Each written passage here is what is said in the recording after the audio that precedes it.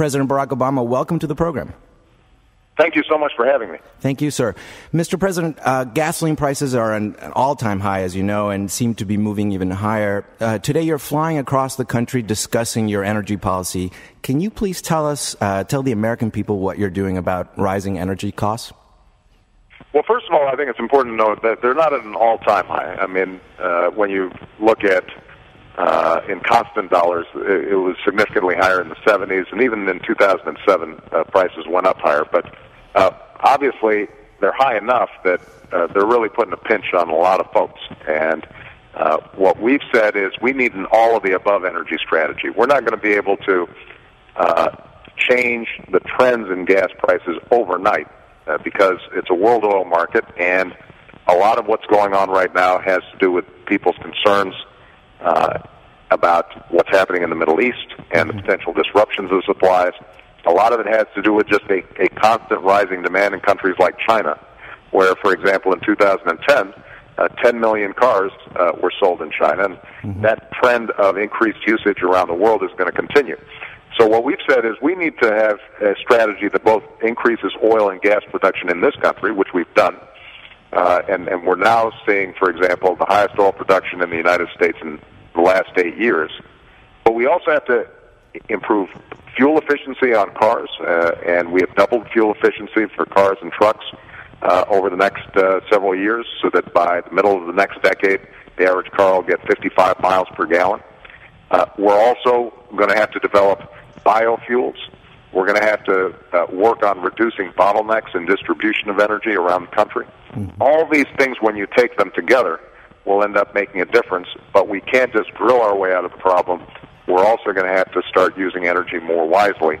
And in the meantime, I'm just going to look at everything we can do, both internationally as well as domestically, to make sure that we try to reduce some of the pressure at the pump for families like your listeners. Now, Mr. President, you mentioned the situation in the Middle East, which of course is very much connected to volatility in energy prices. Let's talk about that famous 3 o'clock in the morning call. What if tomorrow you're woken up in the middle of the night and the Israelis have bombed Iran? What will you do, sir? Well, I tend not to deal in hypotheticals because, obviously these issues have tremendous sensitivity. What I can tell you is that we are very firm and serious about making sure Iran doesn't get a nuclear weapon. Our intelligence is very clear that Iran is at least a year to 2 years away from developing a nuclear weapon.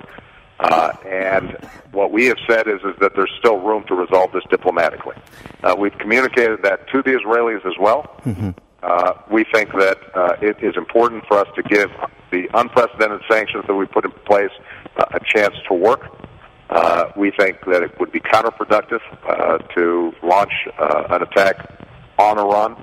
And my expectation is that over time, as people look at the facts, the Israelis and others will recognize that we still have an opportunity to resolve this in a way that would be better off for everybody. Now, sir, do you think the Saudis are ready to pump more oil in case there is a disruption? Well, the Saudis, I think, said this week that they feel that they can increase capacity to meet demand, and I take them at their word. And I think they recognize that it's in their interest, and it's in the interest of all oil producers, not to have these huge spikes that result in another worldwide economic contraction. But they're much better off in keeping a stable, steady supply of oil that allows for ongoing growth. If we do it that way, then everybody benefits, and in the long run, even oil producers are better off. Is there any chance, sir, that you will kind of shock the market by releasing some of our strategic petroleum reserves? We are going to be looking at all options that are available out there. As you know, the Strategic Petroleum Reserve is designed to make sure that we are prepared for various contingencies and disruptions in the world's oil markets. It is true that we've seen probably about 1 million barrels of oil taken out of the market, having to do with a lot of little pieces to the overall puzzle. Sudan taking 100 or 150 or 200 barrels off the market because of disputes between southern and northern Sudan. Right. Yemen, because of disruptions, another 100,000 barrels. So all this is adding up. Things are tight right now. We're going to continue to evaluate it carefully and determine what's best for America's national security and America's economy and ultimately America's consumers. Well, Mr. President, switching gears, I know you've heard the criticism from immigration advocates about the failure of immigration reform during your administration. For voters that are looking forward, however, what would a second Obama administration do to enact comprehensive reform and the DREAM Act? Well, look, I think it is important for everybody to remember that I have been foursquare behind comprehensive immigration reform from the time I was a U.S. Senator to my election as president and today. So the issue has never been my full-throated support for comprehensive immigration reform.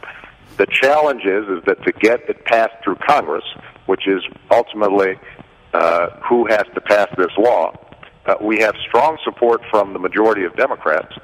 We have no support from Republicans. In fact, they've chosen to take an approach that is divisive, and essentially, despite the fact that we've been very serious about border security, which they said originally was their price of going ahead and getting a comprehensive bill, they have decided to go in the opposite direction, so that you've got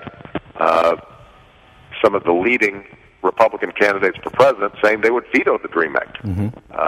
And members of Congress towing the same line. We couldn't get any Republican votes for the DREAM Act when it came up a couple of years ago. My hope is that after this election, partly because of the strong Latino vote, a message will be sent that we need to once again be a nation of laws and a nation of immigrants, that we've got to be respectful of folks who are here, who are doing the right thing, trying to raise their families, oftentimes have kids who were born here in the United States, and they need to be given a chance, a pathway so that they can have a strong legal status in this country. And DREAM Act kids, to me, should be a no-brainer.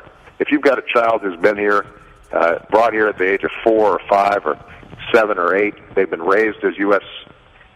Citizens, essentially, they think of themselves that way, but because of circumstances, they're not. They don't have that legal status. Why would we want to send them away when, in fact, they've been raised as American kids? They've been going to school with our children. They've been, friends and neighbors and on the ball teams, and in some cases are choosing to serve our country. Want to get degrees, want to invest and create businesses here in the United States.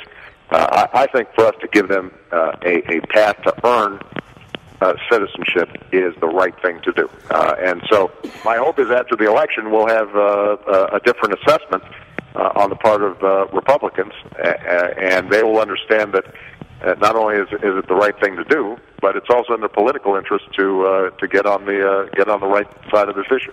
Well, Mr. President, just to wrap up very quickly, you mentioned your Republican competitors for the presidency. One of them, Mitt Romney, has said that you are, quote, a nice guy, but that you are, quote, clueless about the economy. How do you respond, sir?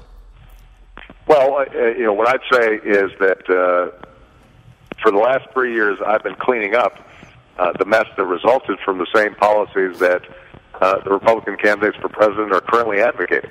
Policies of tax cuts for the wealthiest Americans, stripping away regulations that would have prevented Wall Street from taking all the outlandish risks that resulted in a major financial crisis.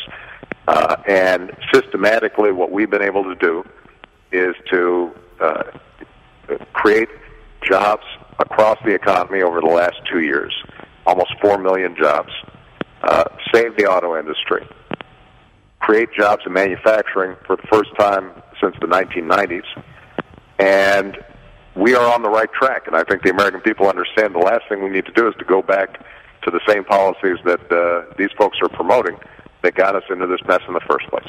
Well, President Barack Obama, thank you so much for joining us today. We really appreciate your time.